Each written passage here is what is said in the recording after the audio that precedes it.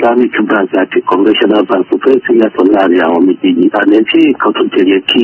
mùsùlùmí kí kò tiẹ̀ kó gbẹ́sẹ̀ bọ́. ẹ gbìyànjú láti ṣàlàyé ní ṣókí wọ́n ṣe ń ṣe Islamic náà. Okay, so ti Islamic mortgage ni pé wọn fi interest sí bẹ́ẹ̀ owó tí wọ́n máa ń gbà ní lórí for example ṣe bóyá ti bá rẹ̀ fi $100 àti ní monthly Islamic bank ní bá mi sọ lè fi $200 àti $300 àti ó fi at the end of the month bẹ́ẹ̀ tó bá jẹ́ àwọn conventional bank tí wọ́n kò ń tó báyẹn ní ọ̀rọ̀ kan ti Islamic one máa ń pọ̀ jù sí conventional bank lọ àti gbogbo àwọn nǹkan tó attribute wọn ti conventional bank náà ló attribute wọn ti Islamic bank. wọ́n ní ṣé mortgage wá nìyẹn ti Islamic tẹ̀sán yẹn. ṣé mortgage wá nù. bẹ́ẹ̀ni mortgage náà ni. àdé ẹlẹ́kejì sà pé téèyàn lè ṣe sá láti ní ẹni tí ò wọ kankan sí ìsàlẹ̀ bóyá tó yàn wọ ọjà lábẹ́ àti tó kó ìsàlẹ̀. alhamdulilayi ntọ́jà mọ́rù owó pàápàá jùlọ tó ní ṣe pẹ̀lú rìbá ó bùkátà kí oníkálukú wa ká ronú jinlẹ̀ ká sì jìnnà sí nǹkan tó lè wá sí ilé wọ̀. rìbá ó dàbí èkúté ni tí ń gbìyànjú láti jẹ́ pé gbogbo ibi tójú ọ̀nà bá ti lè là fún un kò bá kéré jù bẹ́ẹ̀ lọ kó wọn rápálá wa bọ́ ní kálukú wa. àwa láwa ṣọ́ra torí pé bí àgbàrá lọ̀rọ̀ rẹ̀ rí kò sọ pé òun ní wọlé onílé ni ò ní dẹjúlẹ̀ tí àgbàrá kágbàrá burúkú yóò fi wọlé mà lọ́wọ́. ọ̀pọ̀lọpọ̀ ìbéèrè tẹ̀sí pàtàkì gan wọ́n ń dá àwọn báńkì sílẹ̀ lórúkọ pé Islamic transactions làwọn ń ṣe ń bẹ̀. ṣùgbọ́n tó ṣe pé ẹni tó bá jókòó tó bá farabalẹ̀ láì jẹ́ pọ́ mọ̀ nípa òfin Allah òun gangan ò rí i pé ọ̀pọ̀lọpọ̀ rẹ̀ kìí ṣe Islamic wọ́n kàn sọ lórúkọ Islamic ni láti pèrò sọ́jà láti pèrò sọ́kọ̀. nísìnyí báyìí mo fowó pamọ́ sí ilé ìfowópamọ́ yín owó tí mo wá fi pamọ́ sórí sílé ìfowópamọ́ yín ń sọ pé kẹ́ ẹ máa bá mi fi ṣòwò. nígbà tí oṣù parí ẹ wá fún mi lówó kan lé lórí owó mi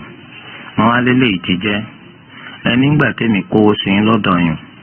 ẹ̀yin ò kówó sọ́dọ̀ lásán òwò lẹ́ ń fowó yín ṣe èrè tó wá lé lórí owó yín ilẹ̀ fún mi nípìn tèmi nínú ẹ̀ owó ni mo sọ fún yín pé kẹ́ ẹ máa bá ń fowó mi ṣe báwo lèmi pẹ̀lú yín sì ti jẹ báwo la ti jọ fẹnu kò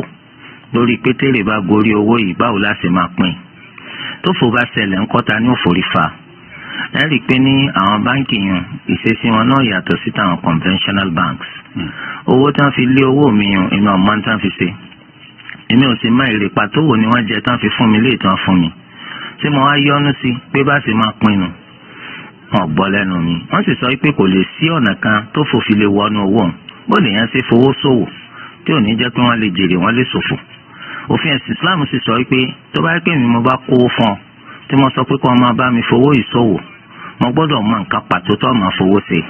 èmi pẹ̀lú rẹ nu ó sì jọ kù lórí ọ̀nà owó pàtó láàmú gbà pínrè bóyá máa pín lọ́gbọọgba ni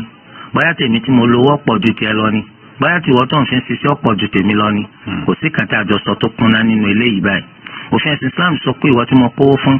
tó máa bá mi fowó ìṣòwò tó bá jẹ́ pé ọ̀nà tó gbówó gbà kìí sọ̀nà tó léwu ìntẹ́nu wájọ kò lé lórí náà ló gbówó gbà tó fòfin wá sowó èmi tí mo lówó ní forífà báwo ló ti ṣe wá jẹ́ tẹ́ wá pé léyìn ní Islamic ẹ̀ ló fò lè wọbẹ̀ láíláí ẹ̀yàn kan máa bá mi fowó lé owó mi ni kí ni wọ́n ń pè rìbá gan rìbá náà nìyẹn ẹ bá pé báńkì ní ti Islam ṣùgbọ́n transaction tí ń wáyé níbẹ̀ kìí sí ti Islam irú ẹ̀ náà ni ètò ìbéèrè náà ní ìsinyìí báyìí ẹni wọ́n fowó kún owó yín nǹkan táwọn kan fi kún ọ̀pọ̀ ju ti conventional bank fi kún lọ bẹ́ẹ̀ ni nítorí pé táwọn bá fẹ́ yáyàn lówó lórúkọ àwọn báńkì tá ń pè ní ti Islam yẹn owó táwọn ò fi lé owó yìí yọ̀pọ̀ ju èyí táwọn conventional bank tán fi ń lé lọ àmọ́ wọ́n wá modernize ẹ̀ wọ́n kún lọ́dà lọ́nà tí wọ́n fi sọ pé ọjà làwọn bọ̀ rà nísìnyí à ń ta bisikíìtì àfẹ́ ra bisikíìtì 10 million èmi ni mo ti lọ sòwò bisikíìtì wọ́n á ní kí n lọ gba rìsíìtì wa àwọn wà bá mi san 10 million lórúkọ páwọn làwọn ta bisikíìtì fún mi bisikíìtì wo lẹ tà fún mi ẹ ní bisikíìtì kankan tẹ tà fún mi èmi ni mo rà ẹ kàn sanwó ni ẹ wá nígbà tó bá dìgbà tí n bá sanwó 12 million nísàn subhanallah sí conventional bank wọ́n gba rìbá 2 million bẹ́ẹ̀ lẹ́ẹ̀kan náà lórúkọ pé islam lẹ́ ń ṣe ẹ wá gba rìbá 2 million lọ́dún yẹn ẹ wá ní islamic transaction ni bó ló ṣe jẹ́ islamic. ẹnìkan fún mi rò láìpẹ́ yìí ó ní wọ́n ṣe àpérò kan lórí ọ̀rọ̀ àwọn báńkì tí wọ́n pè ní ti islam àti àwọn conventional bank níbì kan ní nàìjíríà ń bì. ẹnìkan tí ìwà ṣe mùsùlùmí gbà tí ọ̀rọ̀ kan pé ó sọ̀rọ̀ ẹ̀rín lọ́kọ́kọ́ dàbolẹ̀